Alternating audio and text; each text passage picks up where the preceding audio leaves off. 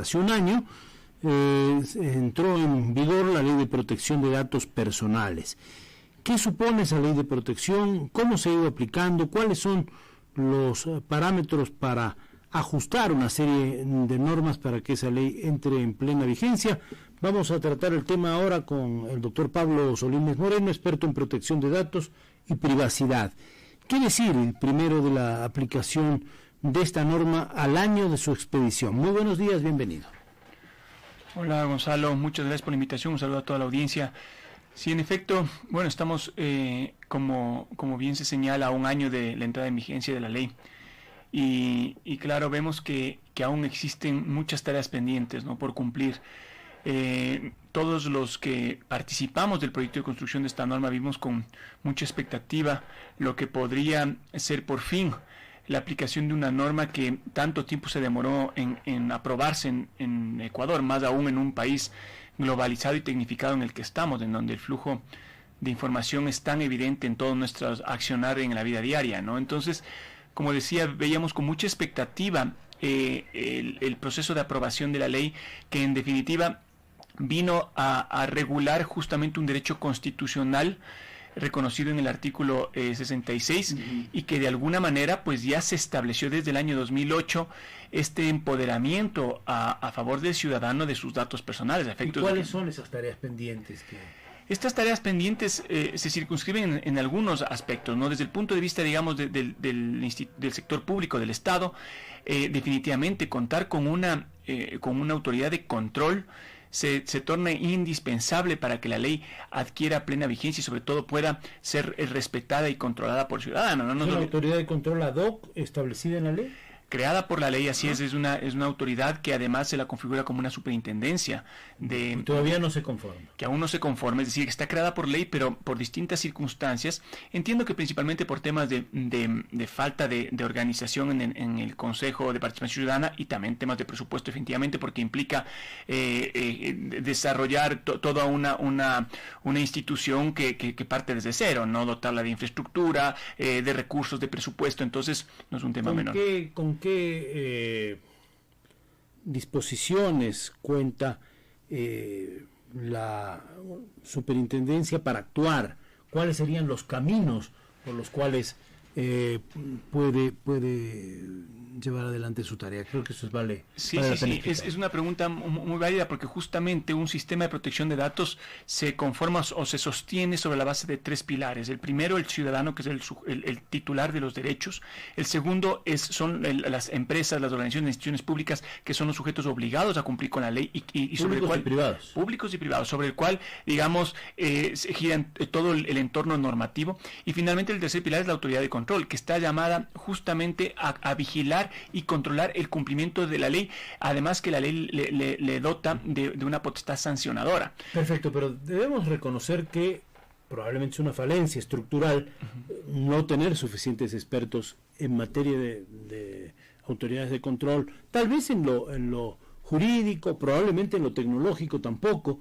Al ser algo nuevo, no es algo fácil conformar esta entidad, me parece. No es algo fácil, definitivamente, como tú bien dices, Gonzalo, esto tiene que ser una autoridad eminentemente técnica, no puede ser una autoridad política, porque para poder para poder realizar una actividad de control y de vigilancia, al que, insisto, también está sometida a las instituciones del sector público, debe definitivamente contar con una serie de regulaciones y hay de políticas al interno que estén orientadas estrictamente a cumplir con el objetivo de la ley, y para eso se requiere conocimientos técnicos, se requieren de estudios. Por eso es que incluso la ley, cuando plantea los requisitos que tiene que cumplir el superintendente, no lo hace desde una esfera muy abierta, ¿no? Sino que más bien sí restringe a que justamente el superintendente tenga experiencia, tenga conocimientos en temas de protección de datos, en temas de tecnología y demás, que en definitiva son los requisitos que uno debería de cumplir. Ahora, ¿cómo camina una autoridad de control nueva, cuando se establezca además, de su afán de reconvención, de admonición, a la de control y sanción, que es un tema que hay que transitarlo, habrá que transitarlo tarde o temprano? Así es, bueno, de hecho, en este tiempo en el que nos encontramos, no nos olvidemos que, como bien comentaba Gonzalo, nos encontramos a un año de vigencia de la ley. Justamente la ley lo que prevé son 2 años de entrada en vigor del régimen sancionatorio, es decir, que se está dando la posibilidad a todas las organizaciones, tanto el sector público como privado, que se puedan adaptar a la norma en estos 2 años. Podríamos pensar que si se constituye la autoridad de control en ese primer año, hasta cumplirse los 2, entraría en decir, mira, estás observando esto, cumple de tal manera. Por eso hablaba yo de la reconvención. Así es, justamente a eso iba. La labor, la tarea que va a tener ahora la autoridad, y por eso es tan importante que se la nombre, no solo es de entrar a vigilar y a controlar, sino de conformar una suerte de, digamos, de pacto social con claro, para establecer una cultura institucional. Una cultura, así es, porque de cumplimiento de la norma, pero sobre el conocimiento. Sobre el conocimiento. Y además que esta cultura, como tú dices, tiene que ir acompañada de recomendaciones que tienen que empezar a seguir las organizaciones, porque no nos olvidemos que parte de las medidas de las potestad sancionadora que tiene la autoridad justamente está en la de recomendar o establecer medidas correctivas para que las empresas puedan adoptarlas sin necesidad de tener que incurrir en sanciones. Ahora, mire, Pablo, aquí hay una realidad que nos sobrepasa.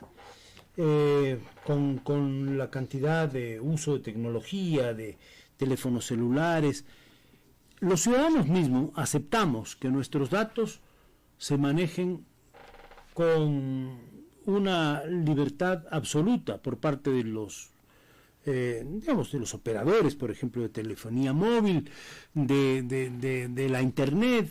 Entregamos nuestros datos o entregamos la potestad de que ellos clasifiquen, ordenen, usen nuestros datos para campañas publicitarias, para algoritmos. Esta es una realidad de todos los días. Es decir, si ahora mismo nos ponemos a buscar aquí en la internet cualquier página y vemos acepte las cookies, acepte este tipo de pasos previos que le exigen para acceder a la información, vamos a ver que nosotros, con nuestra voluntad y probablemente en el 99% sin leer las cláusulas, aceptamos que con nuestros datos hagan cualquier tipo de cosas. Ahí vienen estas llamadas telefónicas que siguen a propósito, no hay autoridad que ponga coto a que nos llamen para ofrecernos promociones, ofrecernos préstamos, ofrecernos, bueno, el paraíso a la vuelta de la esquina, y no hay manera de protegernos los ciudadanos. ¿Por qué? Porque nosotros mismos damos potestad a todos estos sistemas para que penetren nuestros datos y hacer quién sabe qué cosas más. Este es un tema clave que debemos afrontarlo como sociedad, que debiéramos debatirlo profundamente, porque me parece que está relacionado con esto de modo íntimo, pero es lo cotidiano. Así es, y pensar que la responsabilidad absoluta de estas deficiencias, estos problemas las tiene el Estado es un error. Claro. Justamente como yo decía, estos 3 pilares fundamentales en los que se sostiene el sistema está el ciudadano, y el ciudadano justamente al ser el sujeto de derechos, al habérsele empoderado a través de la ley, al tener el control y disposición absoluta de sus datos, es quien está llamado en primer término a tener esta discreción obviamente muy objetiva, muy madura, para saber a quién se entregan los datos y para qué propósitos. Pero es verdad esto, ¿no? Es decir, nos piden enseguida que aceptemos tal o cual cláusula y nosotros entregamos alegremente los datos. ¿Qué nos pasa? ¿Cómo reaccionamos? A lo mejor mucha gente ni sabe qué es esto de las cookies, cómo funciona todo esto, ¿no? Así es, digamos que a nivel normativo esto ha tenido una evolución, porque justamente, sobre todo a través de plataformas tecnológicas, se han evidenciado a lo largo de los años muchos abusos. Es decir, que para tú poder, por ejemplo, utilizar un sistema o una plataforma determinada, te obligaban simplemente a ceder tus datos para que hagan un uso indiscriminado. Ahora, Europa ya cambió estos condicionamientos, sobre todo cuando uno está otorgando estas autorizaciones y consentimientos, y también esto se ha visto como es transpuesto a nuestra normativa ecuatoriana, porque no nos olvidemos que nuestra ley de protección de datos recoge muchos de los principios innovadores de la ley del reglamento europeo, y en ese sentido pues ahora no basta con simplemente decir yo te autorizo para que hagas con mis datos lo que quieras, porque ese tipo de autorizaciones o consentimientos de acuerdo a nuestra legislación serían considerados inválidos. ¿Cuáles son los riesgos para los ciudadanos de entregar así alegremente o sin mucha despreocupación los datos, es decir, aceptar las cookies, por ejemplo.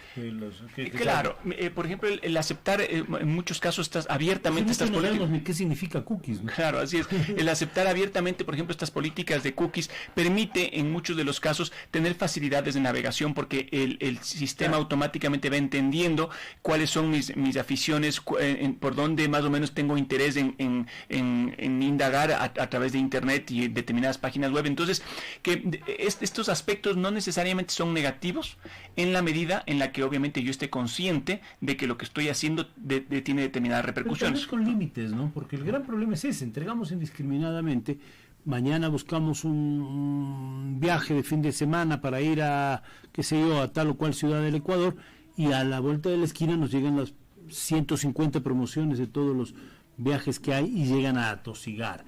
Hay un sistema inteligente, o de inteligencia artificial, digamos así, que son los algoritmos, que lo clasifica y nos identifica, y sabemos que tal o cual persona pide, qué sé yo, tiene preferencia por leer medios internacionales, por tener acceso a información deportiva, cultural, lo que fuere, y ya eso está algo preestablecido. Son millones y millones de datos que se manejan en el mundo, que han dado pie además a denuncias del tamaño y la envergadura de lo de Cambridge Analytica con el manejo de las tendencias en las campañas presidenciales de los Estados Unidos, por ejemplo.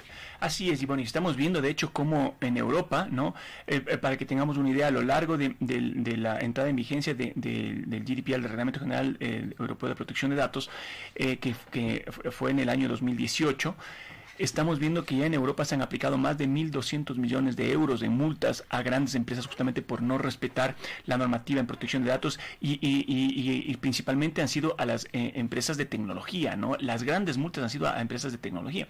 Entonces esto de alguna manera también nos hace ver que estas prácticas comunes que como tú mencionas, Gonzalo, han sido, digamos, vistas en el día a día por parte de todos los ciudadanos, de alguna manera se están buscando controlar, se están buscando hacer replanteamientos, porque obviamente estos consentimientos libres, como decía hace un momento, estos usos indiscriminados definitivamente ya están regulados a nivel tanto europeo como ecuatoriano. Como nacional. Pero ahora hay que aplicarlo. Ahí están un poco las tres patas de la mesa para ir terminando. El Estado con una norma en la mano, las empresas tecnológicas que bien saben que existen este tipo de limitaciones, también para que apliquen ética y ética pública, que es importante, y el ciudadano, que es la otra cuestión. Ahora necesitamos que la ciudadanía esté bien informada sobre estos temas, que esté bien informada, y sobre todo ahora, como decía yo, a un año de entrada en vigencia del régimen sancionatorio, es muy importante también que el sujeto obligado, que son todas las empresas del sector privado, todas las instituciones del sector público, asuman el rol que les corresponde. Sí, saber sus derechos, saber sus límites, saber sus riesgos. Y saber sus obligaciones y también saber a qué están expuestos, ¿no? Muchas gracias. Pablo Solines, experto en temas relativos a esta cuestión que estamos hablando, la aplicación de la Ley de Protección de Datos Personales y un año de vigencia. Vamos a ver hasta dónde vamos. Enseguida los deportes y la información taurina.